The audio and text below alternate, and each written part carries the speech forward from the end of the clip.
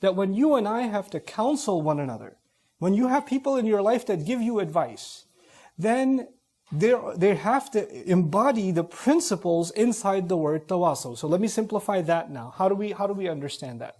Whenever you have to give somebody advice, there are two things. What do you have to tell them, and how do you have to say it? There's what to say and how to say it. There's always two parts. Sometimes you have something good to say, but you have a terrible way of saying it. Some people have a terrible way of saying Assalamu alaikum. Assalamu alaikum. That doesn't mean peace. I mean, the words in the dictionary mean peace, but your face doesn't mean peace. It means war.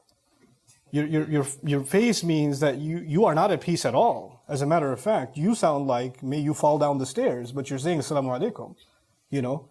So the way you say something is as important as what you say. Both of those things are extremely important. Why?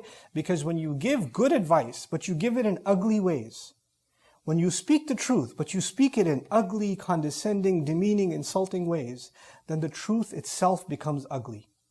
And for the person listening, they don't want to hear it anymore. And you failed, and they failed, because they were not able to receive the truth, and you were not able to give the truth.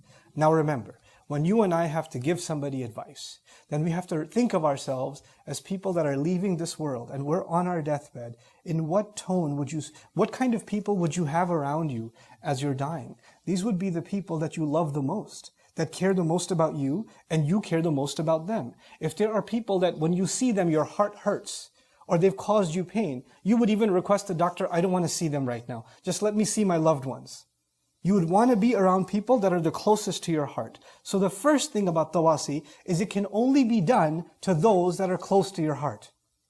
And then it can only be done when you're in a state of mind where there's no agenda left. When you're giving advice and you're on your deathbed, there's no thought of, how is this going to benefit me? Or how is this going to do good for me? Or is this going to, come back and people are going to, is it going to help me socially or financially? All of those things are gone. You're leaving this world. The only thing you have left for the person you're talking to is you want something good for them when you're gone. That's the only motivation you have, is you lovingly want something good for them. It would be really wretched of you that if you're at your deathbed and you're saying, by the way, that bag and that money and that jewelry, that's still mine, okay? And then you die. Nobody thinks like that.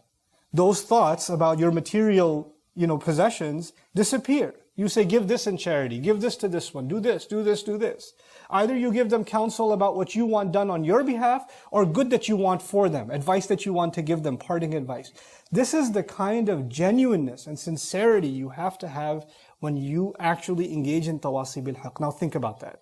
You and I have family, you and I have friends, you and I have people in our life that we try to give advice to, that we try to talk to. What tone do we use? What motivations do we have? Do they feel like we're beating them down, making them feel like, a lot of times when we give people advice, in our life, they feel like we're just insulting them using religion. You're just using these ayat and these hadith to make me feel guilty. You're just beating me with Islam, and you think you're better than everybody else because you can quote this stuff. What about you, etc., etc., etc. Now come back to the word tawasi. Tawasi actually it's got in'ikas in it. The tafa'ul pattern is called in'ikas. In'ikas simply means reflection, which means when I give you advice lovingly, caring for you, I am actually equally ready to take advice lovingly. And I am just as willing to give as I am to receive. Sometimes you're in a relationship where you can be openly criticized, but you can't say anything back. And if you say something back, it'll be offensive. But and even if you say it lovingly, genuinely, out of concern, it will not be accepted. It's not going to be tolerated, because that's not the kind of relationship. You get to hear, but you don't get to be heard. You see? You have to have people in your life that you can do tawasi with. Tawasi means you can give them, and they can give you. And you can give them, and they can give you. And neither of you are offended by that. Neither of you become defensive about it. Neither of you become up in arms. How dare you say this to me? Let's talk. Because every human being who can acknowledge that they're on a journey and they're in loss, and they're struggling with their faith, and they're struggling to do good deeds, you and I are going to slip and fall. We're going to make mistakes. And the only people that can help us get back up are the people who lovingly help us get back up. Not people who kick us in the face first and then say, get up. That's not a way to get somebody up. Humiliating someone is not a way to get somebody up. But genuine, loving counsel, and that's what I wanted to highlight first. The way in which you give advice is captured by Allah in the word tawasi, وَتَوَاصَوْا بِالْحَقِّ. Loving words, kind words, as if you'll never get a chance to say these words again. How careful would you pick your words? How careful would you be in saying what you say, that you don't want to, you would think, if I never get to speak to them again, the last thing they'll hear from me is something that hurt their heart.